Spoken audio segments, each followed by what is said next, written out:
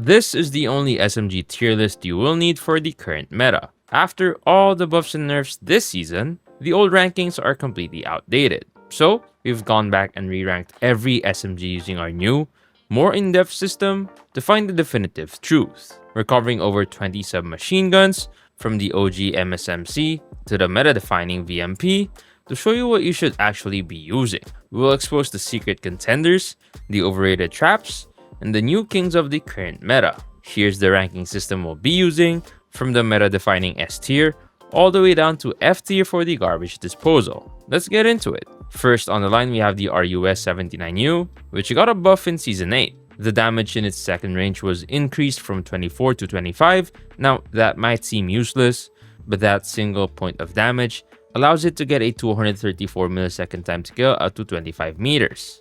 Mobility-wise, as we've mentioned in previous videos, this gun is absolute madness. We're talking a 177 millisecond ADS time, 6.71 meters per second sprint speed, and 4.47 meters per second strafe speed. You combine that with a nice 50 round mag for its 770 RPM fire rate, basically no recoil, and a clean iron sight, which makes the handling quite easy. It's one of the simplest aggro SMGs to use in the game. That buff gives it a necessary push. Without a doubt, the RUS is now a solid B tier.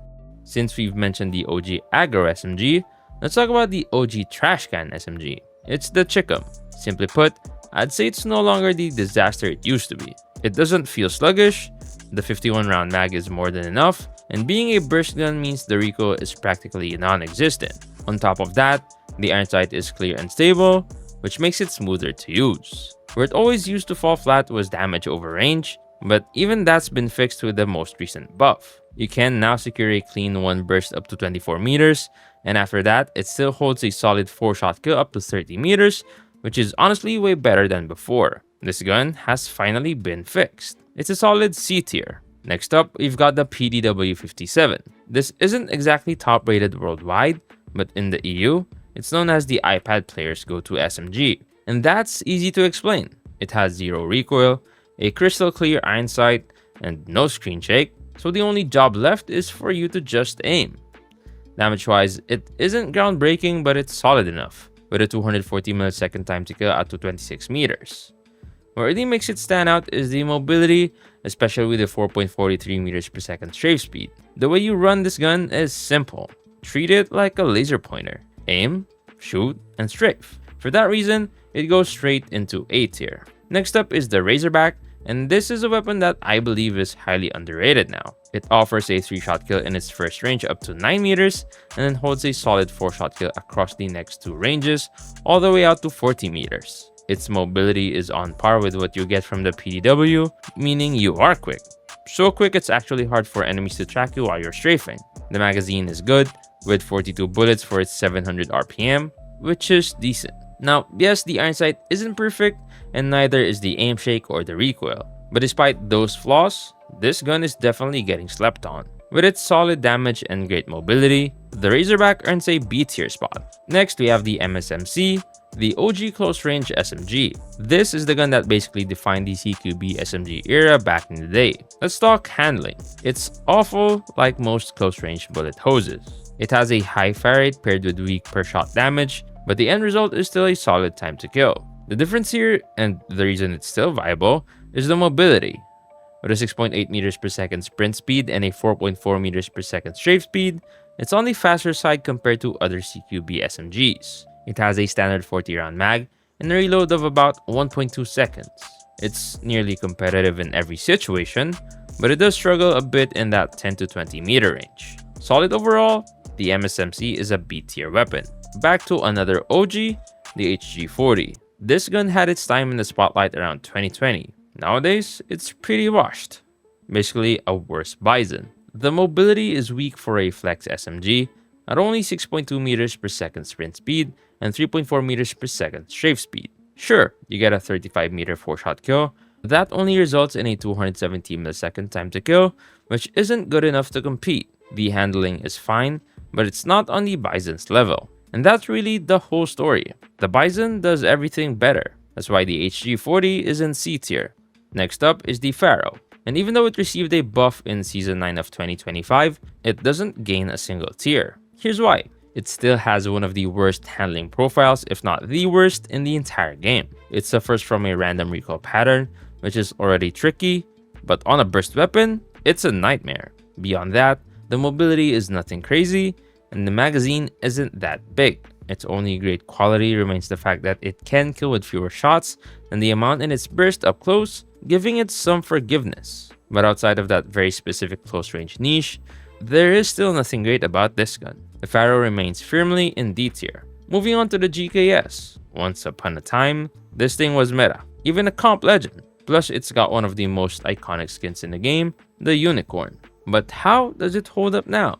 Damage-wise, it's still good, giving away 200 millisecond time to kill out to 25 meters. Its mobility is fine for a flex SMG, with a 3.9 meters per second strafe speed, and the mag is nice at 40 rounds with a quick reload. Where it falls apart is the handling. The recoil is unpredictable and shifts sideways at odd speeds. It's still a strong gun, but the problem is the USS-9 does the same job more consistently and with less effort. For that reason, the GKS is a B tier. Next up is another PDW successor, the Cordite. When it first dropped, it was famous for its busted hipfire. Now, it's mostly forgotten. The damage is messy. You get a 13 meter 4-shot kill, and while you can maintain decent time to kills out to 36 meters, it usually falls short compared to other flex SMGs. The mobility is fine, but the real selling point here is the magazine.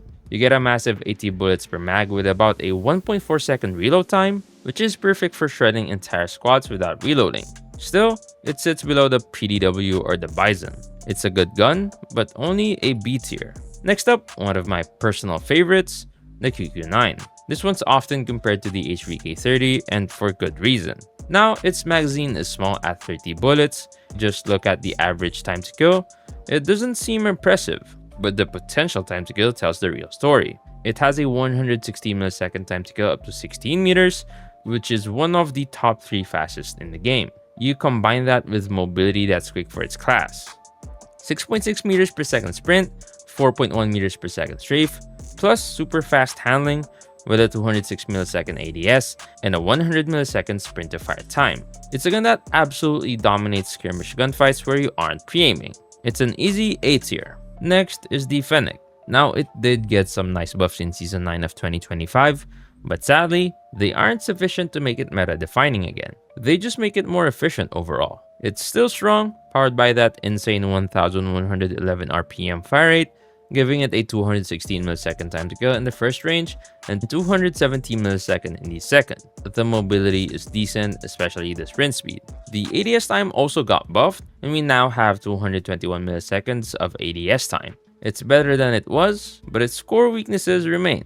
The Fennec is still A tier. Next up is the AGR 556. On paper, this gun is cracked. It has a 34 meter 4-shot kill, a 51 meter 5-shot kill, a 4.3 meters per second strafe speed, a 60 round mag, and a 1.7 second reload time. Looks S tier, right? But the handling is what absolutely ruins it. The iron sight is cluttered, and the aim shake is ridiculous. If it had decent handling, it would be broken. It's a high potential weapon that's incredibly difficult to control. It's a B tier, and maybe even C tier if you can't tame it. Then we've got the QXR, a gun that was once amazing, but is now just mid. Its mobility is fine.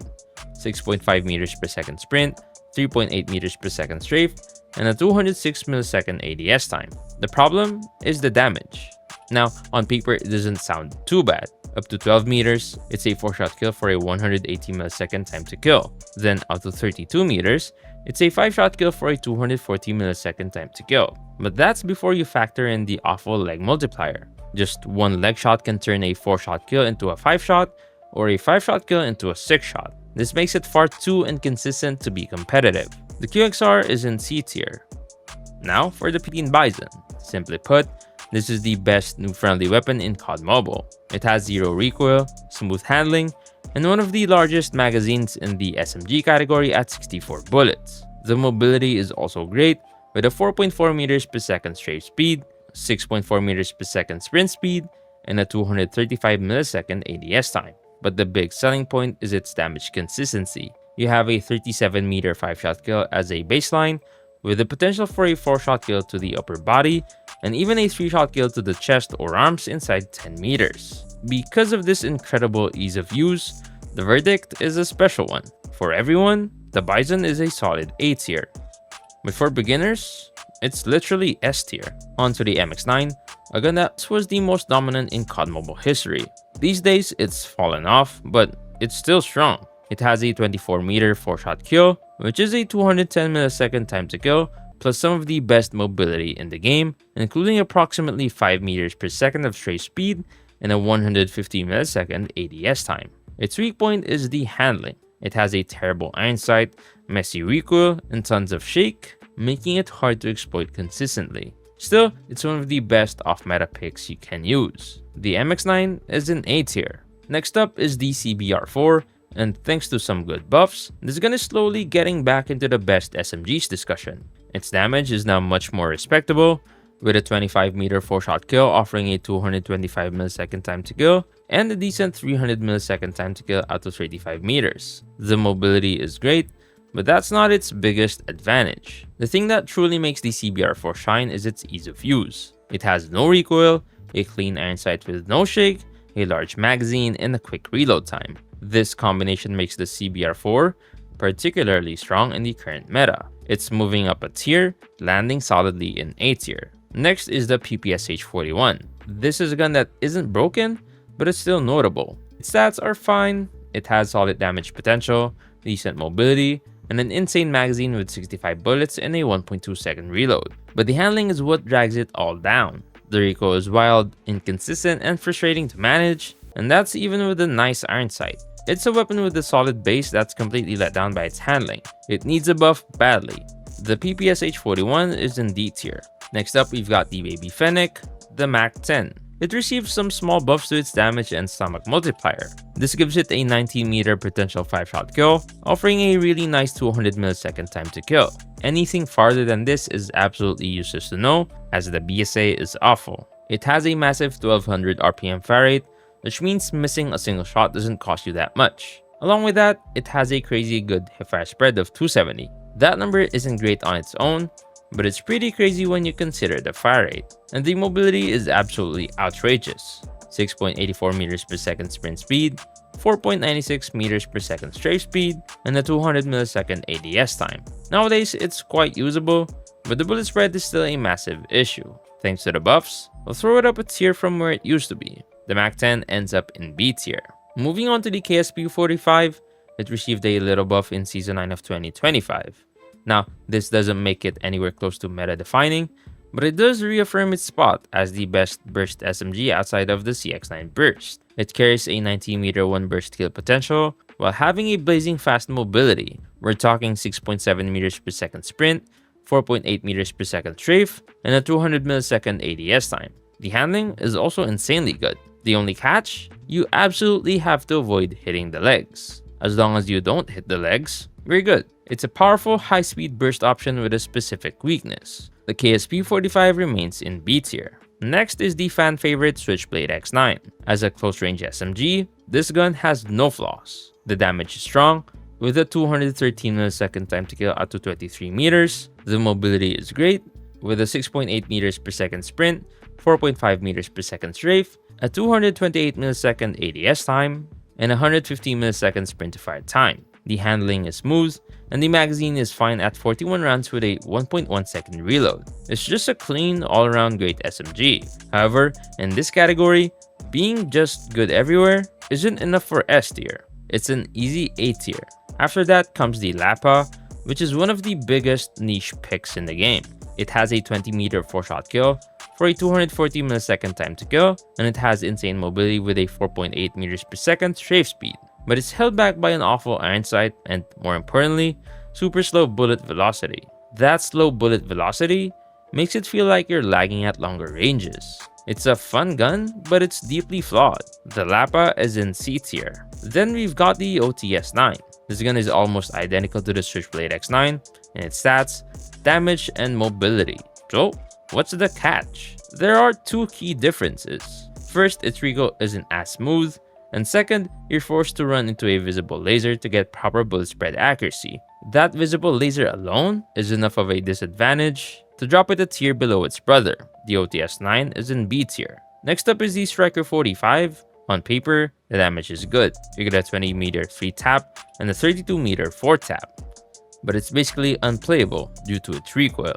It's irregular vertically and horizontally, and it kicks with an inconsistent speed. The movement speed is fine, but really, who cares if you can't hit your shots? And for that reason, the Striker 45 is in D tier. Now, for the CX-9, we'll start with the standard fully automatic version. The easiest way to think of this gun is as a tweaked Fennec. You're trading slightly worse damage in exchange for better handling and slightly higher mobility. It's a more user-friendly take on that classic close quarters playstyle, and it's still very strong. The standard CX-9 is in A tier. The burst CX-9 though is a whole different beast. The mobility is cracked with a 7 meters per second sprint speed and a 214 millisecond ADS time. The burst mechanics are insane. You have a 26.6 meter 1 burst potential with a 58 millisecond fire interval and a 138 millisecond burst interval. It's basically unbeatable in head-to-head fights. So, what's the downside? You only get 12 bullets per magazine, which is just 4 bursts, and you will run out of ammo fast. Still, if you can manage it, this is the best gun for search and destroy. It's a straight S tier. The Tech 9 is another burst SMG, and it even made a Rare World Champs appearance. It didn't impress, but it's worth noting. Think of it as the scrim legal version of the burst CX-9, which means it's a heavily nerfed one. Its 1 burst potential is only out to 7 meters, and it needs 2 bursts to kill at 18 meters. The mobility is good, but it lacks the sprint speed that matters most. It's not a bad gun, but it's completely outclassed by the burst CX-9. For that, the Tech 9 is in B tier. Now for the ISO. This gun is not great, but it's not awful either. Its first range is a 12 meter 4-shot kill for a 204 millisecond time to kill, but after that, the damage falls off hard. It's got great mobility and decent mag stats. The problem is, it just doesn't hold up against other top tier close range SMGs like the Switchblade, the MX-9, the OTS-9, or the VMP. It's a gun that needs a serious buff to compete. The ISO is in C tier. Next on the list, we have the USS-9. This is simply one of the most efficient and easy to use SMGs in the game currently. It has absolutely no recoil and a clean iron sight with no shake. Stat-wise, it's quite insane. You get a 28 meter 3-tap with a 200 millisecond time to kill and a 55 meter 4-shot kill with a 300 millisecond time to kill. The mobility is also insane, even after the nerfs.